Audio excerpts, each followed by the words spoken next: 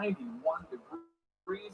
Looking down over 127 from the WLS tower cam, 78. The current temperature, highest today, a little bit cooler than yesterday. Jackson cam managed to make it up to 9. Are we ready? Says we're live.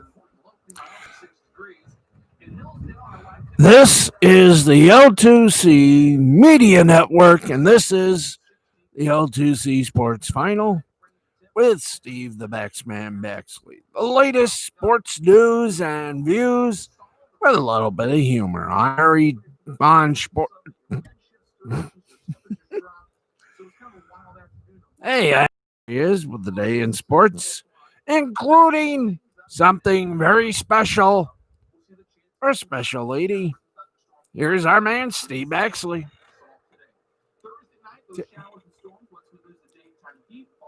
You know, one day we're going to figure something out here. All right. Welcome, everybody. How y'all doing? Excuse me if my hair looks crappy. If everything else looks crappy here. All right, what's going on? How y'all doing? Welcome, one and all, to whatever this show is. And we're glad to see you here.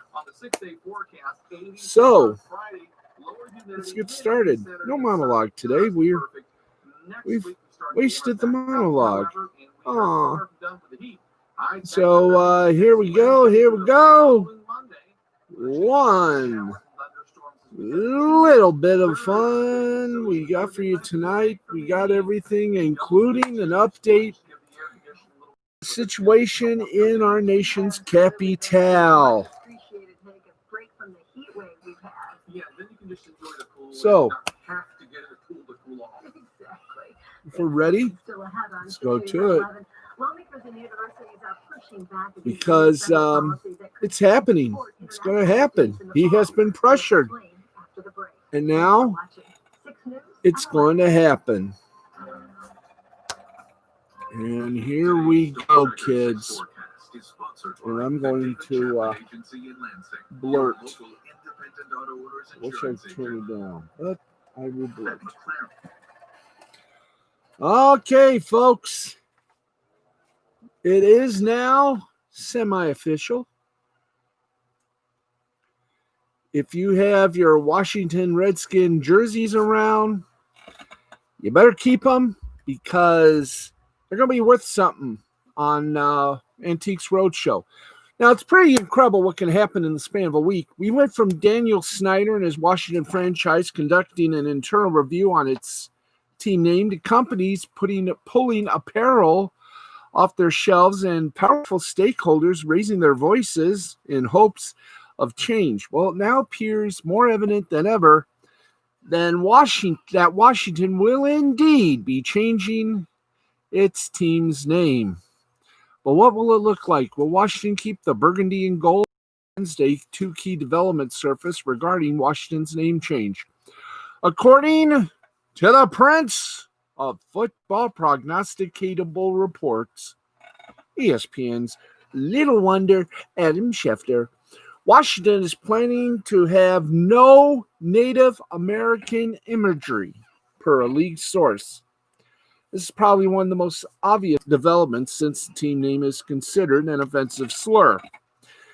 Either way, Washington will be moving away from anything even relating to Native Americans, whether it be weapons or headdresses and feathers. Now, not long after Schefter's update, ESPN's Jolly Jonathan Keim reported that Washington does plan to keep its colors of burgundy and gold as of now.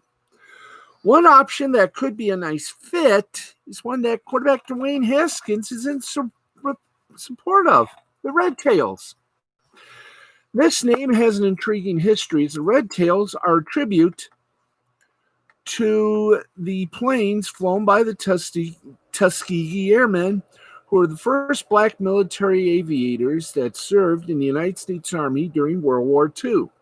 Now, 3 of the first 5 admitted airmen were from Washington, serving as a connection to the city and the armed forces. Now, several companies have ceased selling Washington Redskin merchandise as the pressure to change the team name builds. Recently, CBS Sports NFL writer Jared Dubin created a list of possible name options for Washington. Washington would not become the first NFL franchise to change its name. Far from it, actually, as more than a fourth of the NFL team names have overseen a name change during the league's first 100 years. I wonder if that's true or not. I'll have to check it out on a very strange thing called YouTube. Me, I prefer in generals. Go with, Red Tails is okay, but I think maybe the Washington Generals might be interested. Okay, let's keep going. And a sure sign that the following statement may or may not come in to the fold: no college football in the year 2020. That's right. We got a couple of reports on a couple of major factions. Well, in a little bit of having a little bit of trouble. Let's go to our first one. And it is sad, but coronavirus may have the kibosh on a few things. Stanford University announced that it will cut nearly 1/3 of its Division I sports programs at the end of the 2020-2021 academic year, as the COVID-19 crisis has threatened to worsen an already existing athletics department deficit. The move will affect more than 240 student athletes, 22 coaches, according to a letter from school leadership. The 11 sports that will be discontinued are as follows: men and women's fencing, field hockey, lightweight rowing, men's rowing, co-ed and women's sailing, squash, synchronized swimming, men's volleyball and wrestling. University President Mark Tessier-Veen, Provost Paresis Drell, and Athletic Director Bernard Muir signed a letter which detailed the heartbreaking news. Here is a point. Quote, the decision to discontinue these 11 varsity sports programs comes down primarily to finances and competitive excellence. With so many varsity sports and limited financial resources, we would no longer be able to support a world-class athletics experience for our student athletes while making these changes.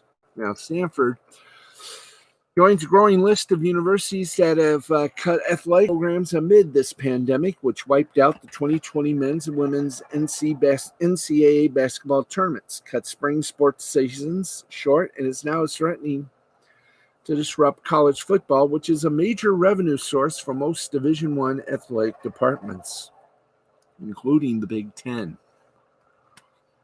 Now, the Cardinals have long supported more athletic programs than most Division I universities. But the letter said that supporting a total of 36 teams had, quote, become a serious and growing financial challenge. Stanford is planning to honor its scholarship commitments to the student athletes whose teams are being eliminated. The letter also said that contracts of affected coaches will also be honored. Wow. I think that's something. Wait. It's not over yet. We have more sadness to report to you, folks. And it is this: college football. Well, the Ivy League has decided that fall sports, including college football, will not be played at its institutions in 2020. The conference announced Wednesday evening that, quote, it will not be possible for Ivy League teams to participate this fall, as athletics is expected to operate consistent with campus policies, including restrictions on student and staff travel, requirements for social distancing, limits on group gatherings, and regulations for visitors to campus, end quote. This significant move comes as more questions and concerns arise about the feasibility of playing the 2020 college football season amid the coronavirus pandemic. Time is running out for the FBS season to start on time, which is leading many to wonder whether it will be ultimately moved a few months to the spring of 2021. As to whether the Ivy League would consider playing football or its other fall sports this spring, a notion considered undesirable by the Power 5 conferences. As the sport weighs contingency plans, no decision has been made at this time. There are also financial considerations taken into account for the Ivy League. The conference loses more money on football than any other sport. An Ivy League source told CBS Sports' Matt Norlander, quote, "Football hasn't been decided yet. If it would be moved to the spring, but logistically, I don't know how that would work. You can't move all the sports to the spring. The logistics don't work. The soccer field is a lacrosse field. The scheduling would be a nightmare." End quote. The Ivy League will allow athletes to practice and train as long as they are within each institution's health and safety guidelines. It also announced that athletes will not utilize a season of NCAA eligibility in the. Now, the real moneymaker for the Ivy League, as well as other conferences, is basketball. It's only profitable athletic venture. The basketball season is unlikely to start on time, which could eliminate most, if not all, of its non-conference games. Ivy League programs bring in anywhere between $400,000 to $500,000 annually in guarantees from non-conference games money that may be gone for the 2020-2021 season. The Ivy League has become the first Division I conference to make such a sweeping change. There have been cancellations in college football's lower ranks, including Division II program Morehouse College, and at least 3 Division III schools, but nothing quite like this. The Ivy League was also the first conference to cancel its tournament on March 10th after initial blowback for supposedly overreacting. The league saw other conferences quickly follow suit once the gravity of the COVID-19 outbreak became totally clear. The NCAA's approved preseason calendar is set to begin in a matter of weeks, and camp is scheduled to start back up. However, multiple programs, including Houston, Kansas State, and Kansas, have already been forced to suspend voluntary workout because of COVID-19 spikes among athletes.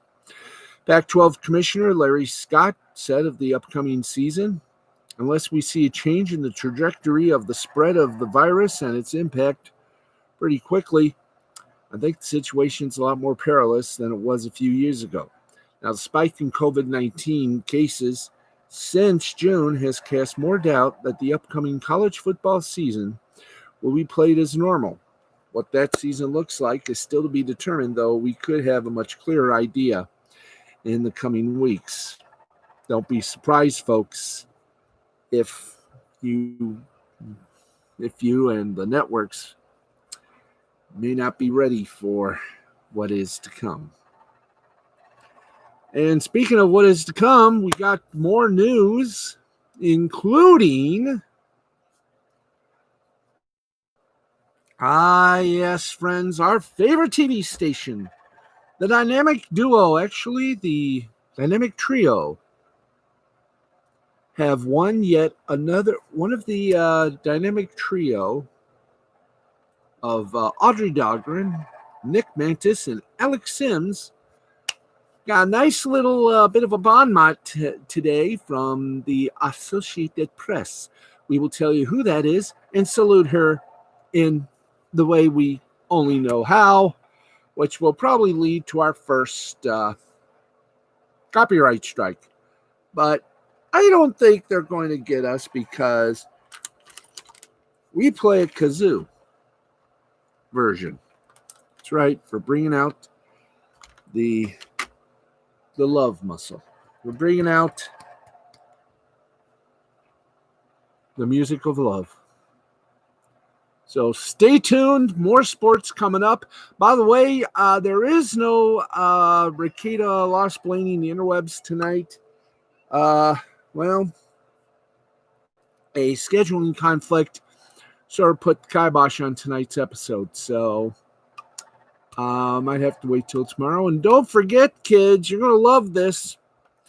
On the Friday night Last Call Cafe on Spreaker,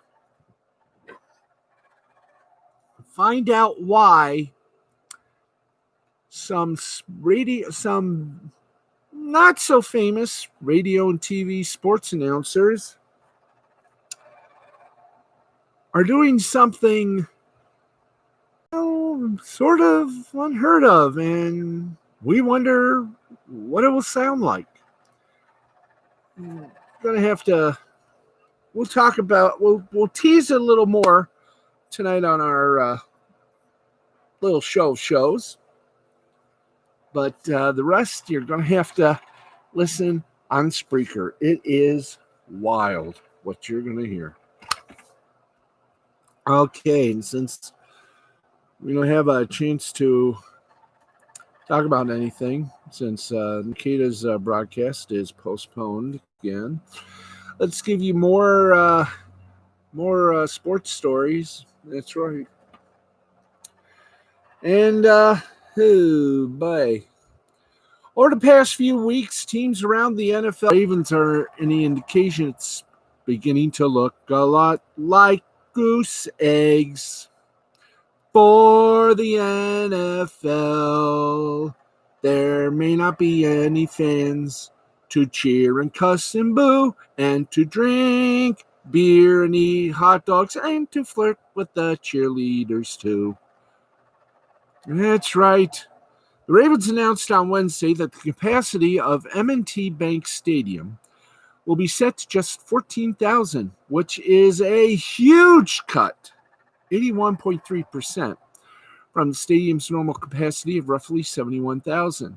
There's also a chance that fans will not be allowed to attend any Ravens games at all, but that decision has yet to be made. Before making a final decision on whether or not fans will be allowed to attend games, team president Dick Cass, great name. Do we have our bing, bing, bing? Thank you. Great name. Said that the Ravens will monitor protocols being developed by health experts, governmental officials, and the NFL. Cass said, quote, to offer a proper level of safety for fans who want to attend games, a reduction in capacity is necessary. We are disappointed that this will be a disruption for many ticket buyers, but we have an obligation to our fans and our community to keep M&T Bank Stadium as safe as possible. Now, the Super Bowl defending champion Kansas City Chiefs, the Green Bay Packers, they've also announced that the capacity at their stadiums will be drastically cut. Though neither team gave a specific capacity number like the Ravens, it wouldn't be surprising at all if multiple teams end up following in Baltimore's footsteps by drastically cutting their own stadium capacities for the 2020 season. The NFL is allowing each team to dictate its own capacity this year, with the expectation that the final number will be based on local health rules and protocols that are in place for the coronavirus pandemic. Now, one thing that will be interesting to watch is whether or not a reduced capacity will have any effect on a team's home field advantage. For instance, Baltimore has been one of the toughest places to play over the past 2 years, with the Ravens going 13-3 at home since the start of the 2018 season. However, if there are only 14,000 fans in attendance or none at all, it'll be interesting to see if the Ravens lose their home field edge, which could possibly shake things up for bookies trying to make the odds in Vegas. Now, even if fans are allowed to attend games, there will still be some major differences from prior seasons. One of the biggest differences is that the NFL is considering the possibility of requiring fans to sign up if they want to attend a game. I remember signing those as a wrestling fan to attend the TV tapings over what used to be WLAJ Studios. It's now a medical marijuana dispensary. And you had to sign a waiver, and it's just a little nicety that you do so you don't sue them if you get injured.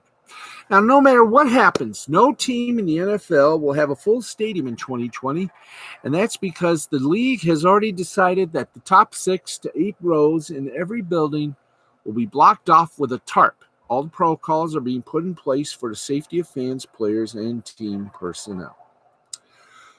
All right, well, we've reached that moment where we say The time at the tone is 11:31, and we've just been on for 20 minutes. That means we got 25, possibly even 26 minutes left.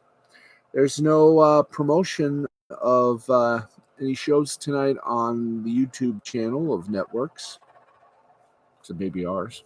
Oh, you got to excuse me for something, because we've had some very miserable heat here in our little home. And by heat, I mean, oh man. For those like me now, I got to explain something. Last night, around 2 o'clock, I felt sort of an emptiness. And it was very hard. I mean, I got a fan here that's going on. 2 fans, a couple of windows. I have a fan in my in my room that goes on. Me and Uno sleep. She sleeps on me, so she gets a little warmth. I don't know why cats sleep on our tummies. If someone knows the answer, let me know tomorrow. But she wasn't on my tummy last night, and I really felt sick. I felt like I was. I wasn't sweating or anything. Wasn't that. I learned my lesson the first time, but it got me a little worried. Got my mom a little worried, so she had me checked out a bit. And after some reassurance that nothing was wrong, I just sort of went back to do a little sleep. I finally took some. I took a little acetaminophen last night around 3, and it knocked me out till about 10 in the morning. I woke up and I felt a little better. But what people don't realize, and I want to bring this up, is that in some cases, the heat and humidity, and I mean, I don't care if it's 86 degrees, it's the feel like temperature that bugs me. Because it may be 86 in reality, but at the heat index, it's like 97. And we have in our cheesy little Jeep Patriot van, or Jeep Patriot, the passenger side window has a burned out sensor. There is, this happened 3 years ago, there is a block of wood holding it up. And I think you know what I'm getting at. I mean, I've had to even turn on the air conditioning and mix it in with the heat. It still doesn't help out. Sometimes when you get that awful feeling when the chest starts sort of, feeling like a vice or a cement block is in there, you feel awful. And that's why I do take my medication, and I'm taking it a whole hell of a lot easy. I don't stay out too long.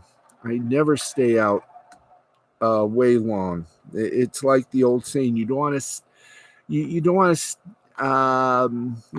What is that old saying? You don't want to overstay your welcome. Well, I don't want to overstay going places. So we try to bunch up the places we go to into one big conglomerate. So we go to a friend's house, feed their cats, boom, done. Pay bills, boom, done. Get in, boom, done. We're back at home. I mean, a lot of people feel this way. I got some friends of mine that are glad to be inside when it's hot like this. So I just thought I'd let you know what happened last night. I'm okay, but I am making sure things are very slow with me because I want to pass this month. I do. Okay? Just pass this month. The rest of the months can come at me with whatever they got. I plan to beat them to a pulp. So there you go. There's my little explanation. I want to dedicate this show, the week of shows, in fact, this whole month of shows, to my last uncle.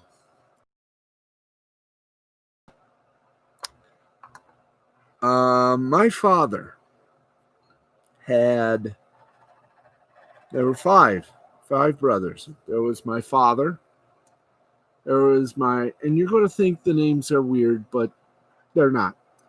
There was my Uncle Calvin, Uncle Harvey, who we all called Uncle Gaston. There was Uncle James. See, there was Calvin, Melvin, Uncle James, Calvin, Melvin, Uncle James, Gaston.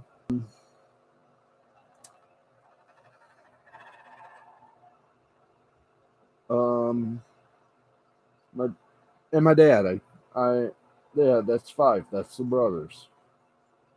Melvin, Calvin, Gaston, James, and my dad.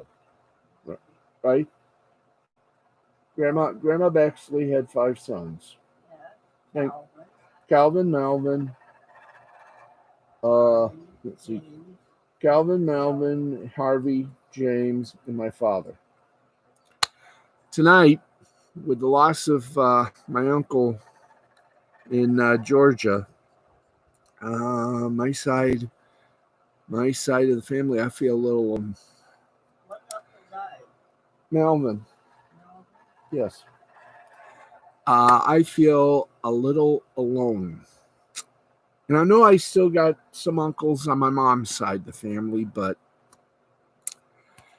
the brothers are all reunited, and they all may be in heaven, but they're giving the angels a hell of a time.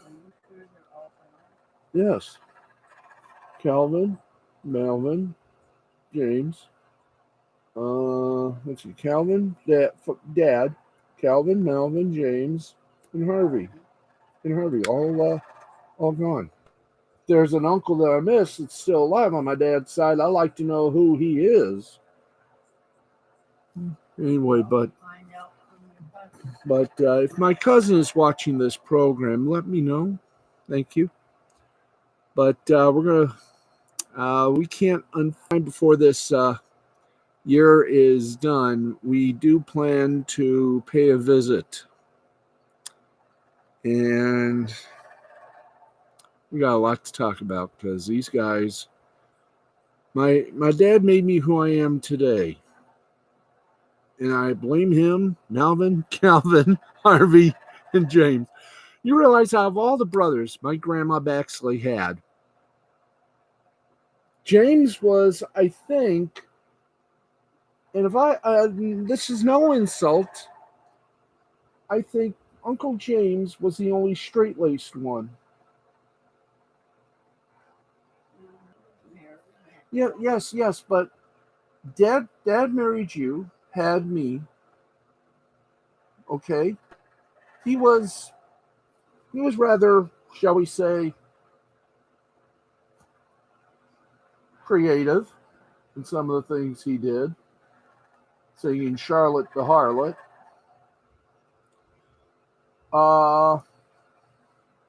Calvin, and I think even you have to admit, was also in that same shape of humor, although his was even more electric, somewhat. Harvey Gaston, as far as I'm concerned, he too, same type of humor. Okay. Dad, Gaston, Dad, Calvin, Harvey. Melvin, I'd say he was borderline in the creative funny bone sense of the word. But Uncle James was more, he was stalwart, I'll just say. He was stalwart, respectful, you know, or in a more credent word, he was more respected and respect of. Yes, he was. So the Baxley brothers are reunited up there in heaven, and I am right with my assessment. They're giving a little fun to the angels today. So to them, you are missed, but you are going to be remembered by a whole lot of us. I guarantee you. That's why when we used to come down to vacation, Montgomery, Alabama, and Macon, Georgia. That was fun. Sarah Beth, Myra, my cousins, I love you both, and I miss Uncle James. I miss. I apologize, but not for my little eulogy. But we are going to send something to my cousin Sarah Beth. So please watch your mail. Okay. I'll get a hold of you guys on Facebook and pass around the torch of addresses so I can send you athletic workouts, football included, after receiving the results of COVID-19 testing of its student athletes. The school announced on Wednesday the university did not release how many of its athletes tested positive for the virus, citing privacy concerns. The Buckeyes are just the latest FBS program to put a halt to voluntary workouts following COVID-19 testing. North Carolina announced on Wednesday that its voluntary football workouts would be paused for at least a week after an outbreak of positive tests within the athletic department. Athletes who tested positive at Ohio State are required to self-isolate for at least 14 days while receiving daily checkups from the athletic department's medical staff. The pause to voluntary workouts also affects Ohio State's men's and women's basketball, field hockey, men's and women's soccer, and women's volleyball. In regards to the number of positive cases, Ohio State's announcement said the school is not sharing cumulative COVID-19 information publicly, as it could lead to the identification of specific individuals and compromise their medical privacy. But now that policy is at odds with those adopted by many other universities, as well as with the testimony that recently retired Ohio State President Michael Drake gave before a congressional committee last week. Drake, who is the chair of the NC2A Board of Governors, was asked if he would use his authority to require colleges to publicly disclose the number of COVID-19 cases. He cited privacy laws before conceding that, quote, "I believe it's appropriate for schools to report, and with the proper reporting and with proper privacy protections in place for the individuals, I believe that's a reasonable thing." So, there you go.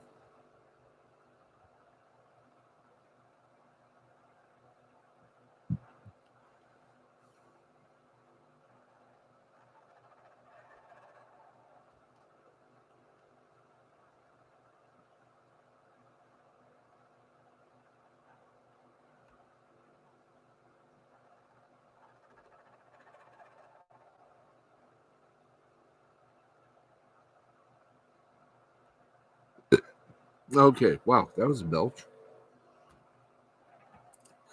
Okay, well, it's 11:45 right now in the East. And how much time of blathering did I do? 35 minutes. Okay, so we got about 10 minutes of a show left. That's okay. We've been in this situational before, so let's get to it more and more. Let's keep on keeping it on, because we got a loaded show, and I just feel like doing it. You want to do it? Okay. But to do this, and we'll get to the rest of our sports news in a moment. But all of us here, and you're wondering why I'm donning the earphone over there. And he's getting things set up so I can do this with proper extent. Or is that extelch? Or expelch, if you prefer. Anyway, some good news for a change to our friends at WLNS TV Canal 6, the CBS affiliate. As you know, TV6 this year is their 70th anniversary due to COVID-19. Curse you, COVID-19. not much of a celebration is going to take place yet. Here's what I'm hoping is done. Okay? Maybe folks, Channel 6, if you're watching this program, God, I hope you are.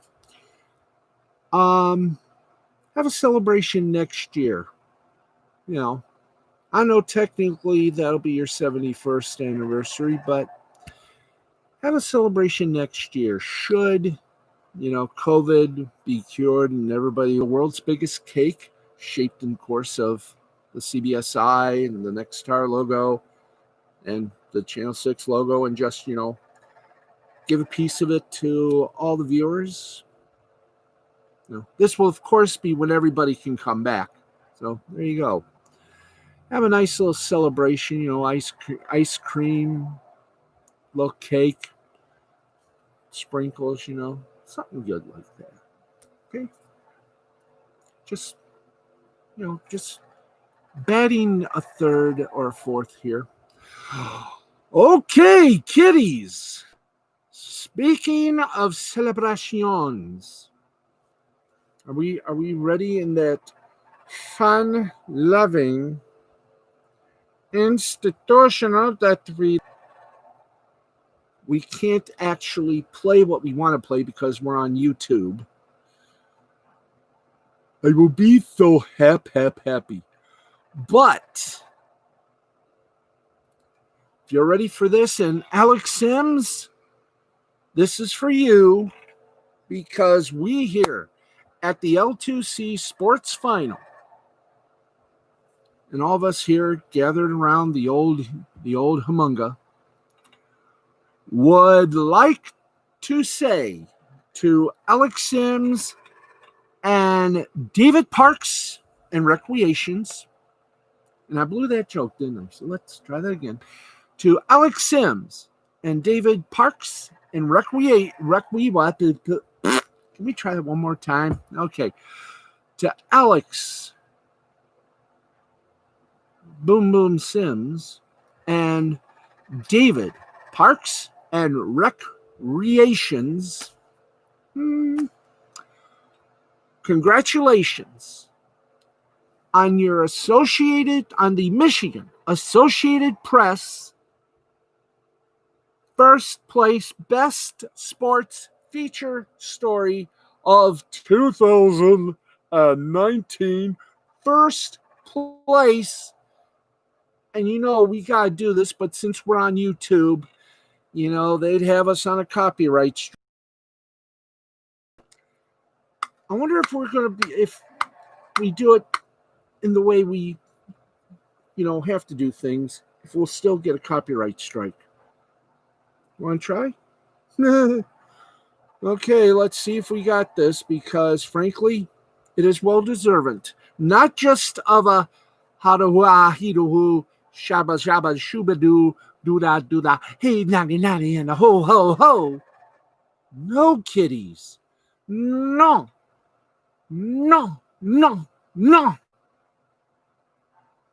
We must do this with respect, honor, and above all, chutzpah.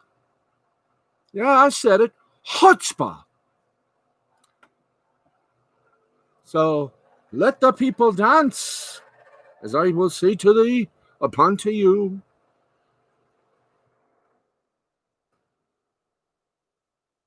Let's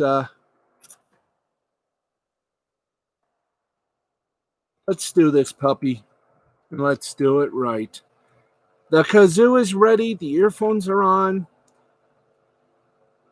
Let's just do this, Popolata. Let's do this right.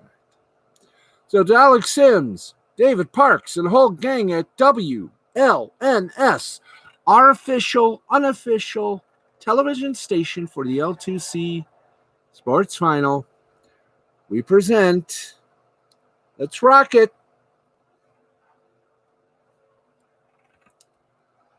God, let's hope we're doing this right. Let's rock it. Let's do it.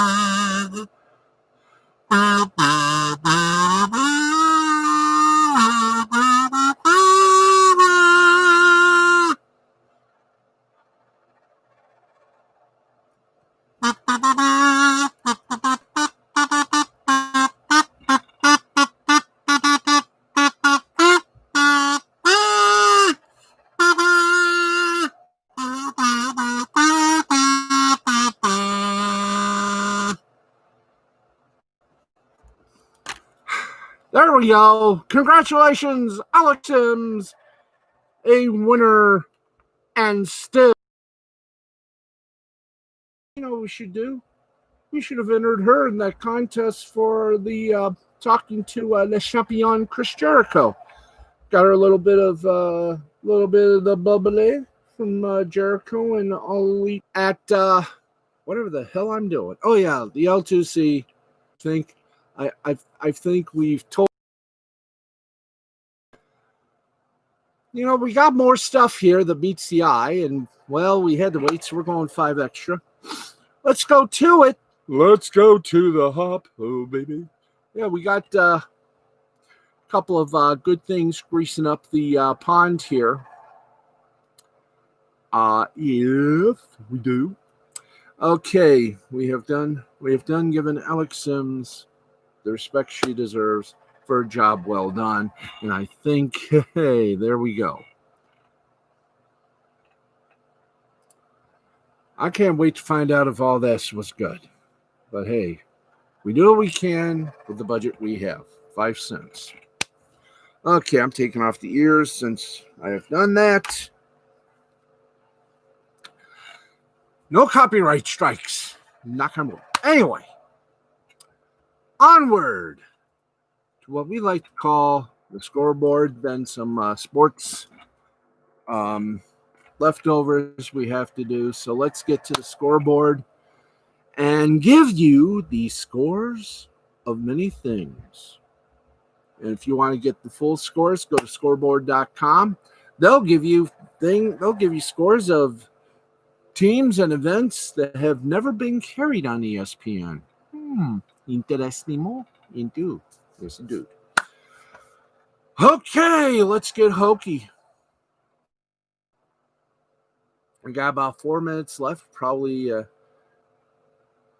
ate up most of the bit. How much do we have time for? I don't care. Well, I know we're at 45, 43, but we're Facebook Live. I feel good. Okay, let's do the baseball. Oops. Hi. I figured you would pull this on me, you silly little laptop goose, you.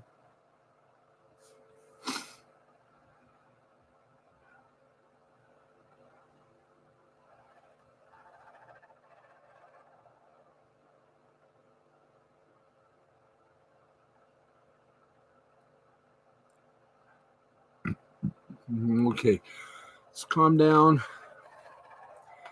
Let's get to it, kids. In the Premier League of Soccer, Manchester City slam dance Newcastle. Slow down, take a breath, and do it properly. In the Premier League, Manchester City defeated Newcastle. Now they're known as Oldcastle. 5-0. Sheffield United over the Wolves. 1-0. Burnley, West Ham. 1-0. Liverpool over Brighton. 3-1. In Italia, Serie A, it was Fiorentino and Cagliari, goose egg tie. Napoli over Genoa, 2-1. Roma over Parma, 2-1.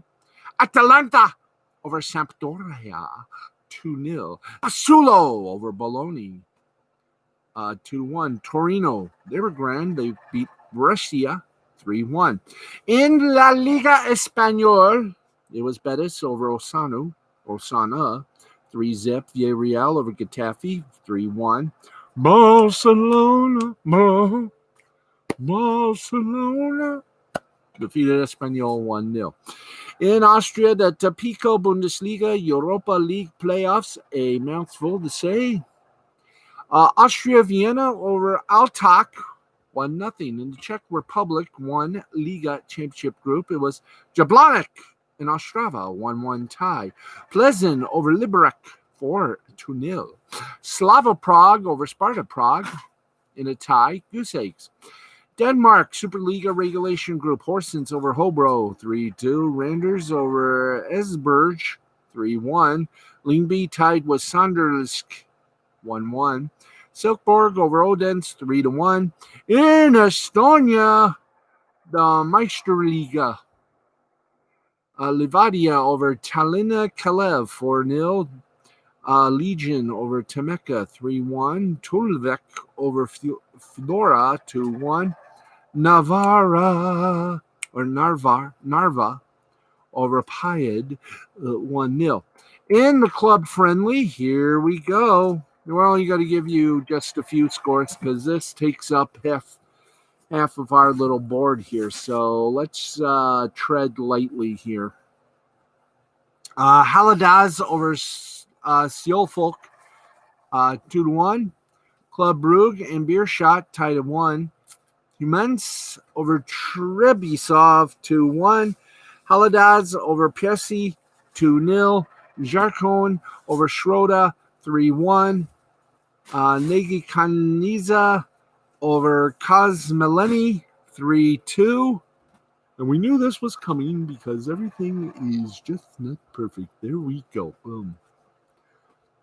Okay, and if you want, as I said, if you want further world friendly soccer, club friendly soccer, go to scoreboard.com/EN for Anglais / the Japan in baseball. Japan's NPB, Nippon Pro Baseball League. Seibu Lions in a full 9 defeated the Chiba Lotte Marins 3-0, 3-8-0 for the Lions, 0-2-0 for the Marins. Ojima for the Marins got the loss. He's 1-2. Ima for the Lions, for the Marins. The first one, the Ojima gets the loss for the Marins. He's 1-2, while Ima gets a win for the Lions. He's 1-2. The Yakut Swallows and the Chunichi Dragons played extras, and they still couldn't get it settled. 5-5 tie. 5-10-1 Dragons. 5-8-0 Swallows. So no winner, no loser. Rakuten Golden Eagles over the Fukuoka Silverhawks, 12-8. 12-13-0 Eagles. 8-12-2 Hawks. Kaseya for the Hawks gets a loss. He's 0-1. Wakui for the Golden Eagles gets his third win in a row. Hashin Tigers, Yomiuri Giants postponed due to torrential rain or torrential lack of interest. Hiroshima Carp over the Yokohama Bay Stars 6-3, 6-1 Carp, 3-6-1 Bay Stars. Hori for the Carp gets the victory. He's 1-0. Patton gets slapped with the loss. He's 2-1. And the Nippon Ham Fighters beat up the Oric Buffaloes 10-4, 10-9-0 for the Fighters, 4-12-0 for the Buffaloes. Suzuki gets loss and splits it 1-1. Martinez gets the win and he's 1-2. Czech Republic, the Kotlarka Prague defeat Blansko in about 6.5 innings. 17-3. And Blansko defeated Kotlarka Prague in the second game, 3-2. That went the full 9. Nicaragua, CMBS playoffs, Santos over Segovia, 3-2. And the Chinadega Tigres over the Costa Caribe, 6-1. In South Korea baseball, the Korean Baseball Organization, it was the LG Twins over the Doosan Bears 8-5, 8-11-0 for the Twins, 5-15-0 for the Bears. Lottie Giants over the Hanwha Eagles 6-2, 6-15-0 for the Giants, 2-6-1 for the Eagles. The KT Wiz Suwon over the Kia Tigers 7-4, 7-9-0 for the Suwon, 4-9-0 for the Tigers. Kimwoon Heroes over the Samsung Lions by 1. Very tough game. 7-6. Final score 7-10-0 for the Heroes, 6-9-0 for the Lions. And the SK Wyverns over the NC Dinos 3-2. 3-7-2 for the Wyverns, 2-7-1 for the Dinos. And the Taiwan CPBL first stage, Rakuten Monkeys over the China Trust Brothers, 6-5, 6-10-1 Monkeys, 5-14-1 Brothers. And the Union Lions over the Fubon Guardians, 7-1, 7-9-0 for the Lions, 1-5-1 for the Fubon Guardians. All right, and that pretty much wraps that up. Let's give you some other little bon mots. And the biggest bon mot that we have for you tonight is if you're wanting to see FIFA championships, well, we got some news for you. Reportedly, and again, we state this, reportedly, this report from our friends at Awful Announcing, CBS is going to start the UEFA Champions League coverage a year and some change early. And are you ready for this? I know you are. But what are we? That's right. Just a couple of weeks ago, Turner Sports made the decision to opt out of their UEFA Champions League rights deal a season early. What would happen to the Champions League and Europa League rights for the 2020-2021 campaign in the U.S. before CBS Sports took over for the 2021-22 tournament was unknown, as was the fate of the remainder of this year's campaign. Now it appears there is an answer. According to a report from World Soccer Talk, CBS Sports will indeed begin their coverage early and will air the rest of the 2019-2020 tournament, or second leg matches from the round of 16 and the one league quarterfinals, semifinals, and finals. We'll also pick up the rights to the 2020-2021 campaign. The CBS coverage begins on Friday with the draws for the remainder of the Champions League and Europa League, which will air on CBS All Access and CBS Sports HQ. That's right. It all begins, let's see. According to the CBS Sports, will broadcast UEFA Champions League and Europa League draws this Friday on CBS All Access and CBS Sports HQ via stream live from Nyon in Switzerland. Coverage of the draw for the latter rounds of this season's UEFA Champions League and Europa League will begin Friday at 5:45 a.m. Eastern with a preview, followed by the draw that will begin at 6. That's for the Champions League.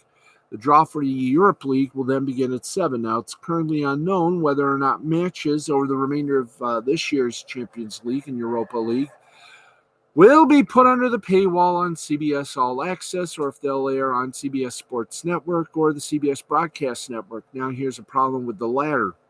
The Champions League quarterfinal and semifinal matches will take place on weekday afternoons, and it seems unlikely CBS Broadcast will take it. However, with half the round 16 airing on Saturday, August 18th, and the final airing on Sunday, August 23rd, it wouldn't come as a shock to see them air on the CBS network. As for the Europa League, those matches all take place during the week, aside from one semifinal set to take place on Sunday, August 16th. So if you want to see those matches, CBS All Access. Just before live sports world shut down, as we all know, CBS announced a TV deal with the NWSL. Their initial coverage plans were scuttled thanks to the pandemic, but CBS Broadcast Network aired the first match of the NWSL Challenge Cup June 27th and will air the tournament final match on July 26th, with the rest behind the All Access paywall of CBS All Access, which will be rebranded. And CBS will now be floating from the NWSL coverage right into Champions League and Europa League coverage, with only a small break, making the network a sudden hotbed of soccer coverage in America. All in all, it's the best move for UEFA, CBS, and American soccer fans. I'm sure we're going to have to pay a ton for a streaming service to watch the rest of this season's Champions League and all of next season. but we already needed a BR Live subscription to watch most of the matches this year.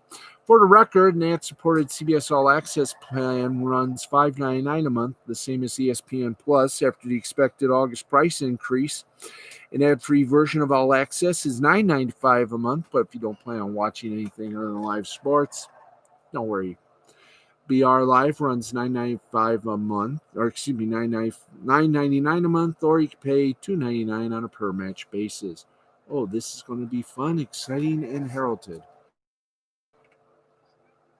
Okay, let's keep going. We're not close, but so go now. Oh, I'm almost completed. But you gotta go out and check the windows with the front. Okay. And for those of you who love Premier League, well, I hate to do this to you. So does awful announcing. But all Premier League matches on July 15th. I mean, if you want to watch any of the Premier League coverage next Wednesday, it ain't going to be on NBCSN, CNBC, MSNBC, etc.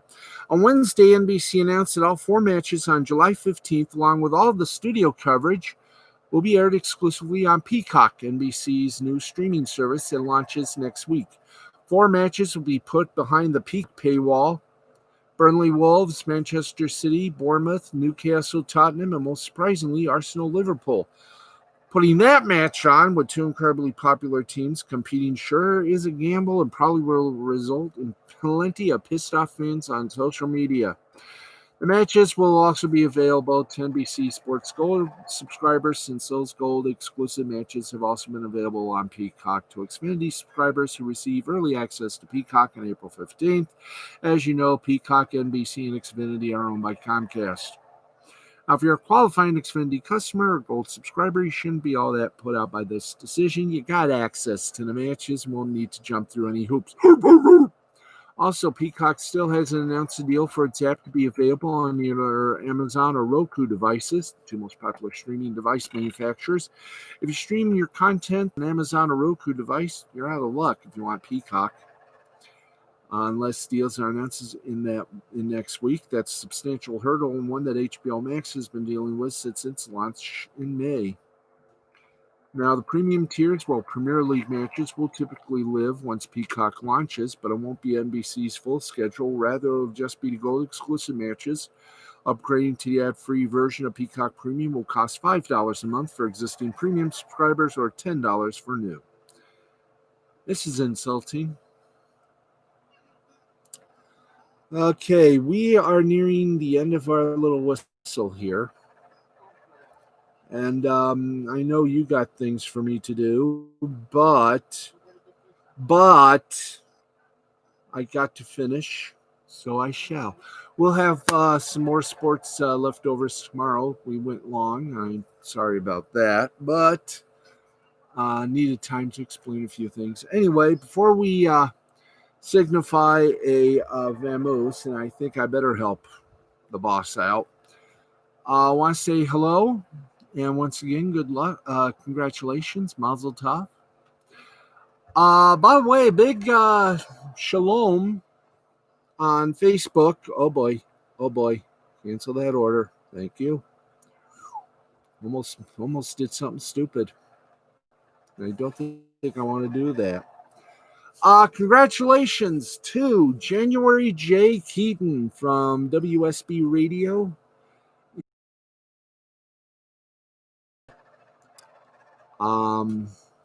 Get you the information that is needed. I know we're slowing so that everybody will get a little bon mot. So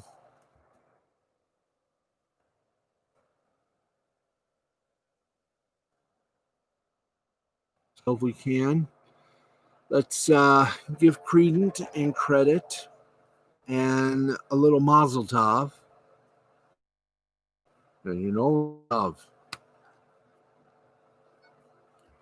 So, big hello to Pamela Shoemaker, Linda Steele, Brenda Dixon, Samantha, your birthday is today. Birthday hug from me and our crew here. January J. Keaton, she had a little bambini, little baby. And we'll try to get you some information before we leave off air. I know we're running late, so please forgive me. Implicitly, everybody forgive me. But here we go. Big Mazel Tov. And I can't wait to see over at that fun little place known as WSB. If your daughter is anything, and if your little baby is like you, we're all going to enjoy life and liberty, ladies and gentlemen. It's a cute little baby. A cutie patootie. Yes, indeed. Cutie patootie. Do we have the name of the baby, guys? Please, quickly. We're running into sermonette with Ralph. Anyway, we say to our good friend January Joel, beautiful new life. Hi Kiba to thee and to all. Now, what is the baby's name, you may ask? I know, I'm trying to find that up myself. So I'm going to try to generate here. Won't take us long, but it has. So we strive for a little perfection here. But the name of the little bambini is Dixie Devereaux Keaton, nickname Peach. And we say applause. Can we hear a little applause for the little cutie? There you go, January J. Keaton. Applause. Hello to my friends on Facebook, on Twitter, and on Instagram. We've had so much fun that we gotta go. Mio Mayo. It's been fun. And we've gone over an hour. We're supposed to be a 45-minute show, but hey, it's my show. I can do what the floob I want. So anyway, thank you all for watching, for enjoying this little table of content thing that we do here. It's called the L2C Sports Final. We will be back with you tomorrow night at 11:10 p.m. Eastern with more fun than a barrel full of monkeys. And Friday, don't forget, we have a story for you. You will not believe. I will tape the result of said story, and I will send that the sound to Jay. And well, I have a feeling it's going to be so much fun. We'll all be plotzing. Well, anyway, you gotta do what you gotta do to keep your voice going. So there you go, folks. That's it for us. I am Steve, the Baxman Baxley. We have had a ball again, going over the allotted time, sort of the Ted Koppel version again. I like to alert our local affiliates that we may be running over tonight. We did. Mistakes are fun, but the fun is doing things your way. That's it for us. I am Steve, the Baxman Baxley. This has been a presentation of Mystifying Creativity Productions in association with the L2C Media Network and L2C Sports. And we will see you tomorrow night at 10 minutes past 11 Eastern Time. Till then, you all have a great night, great morning, great sleep, good times, good night. And no matter what sport you love, your favorite team always be a winner. And as always, good night, America, wherever and whomever ye may be, from the Fred McLeod Sports Desk at the Tom O'Neill Studios here in Jackson, Michigan. I've already told you who I am. Thank you for joining me. Thank you for joining me. I talk fast. I'm going to try to talk slow. See you tomorrow.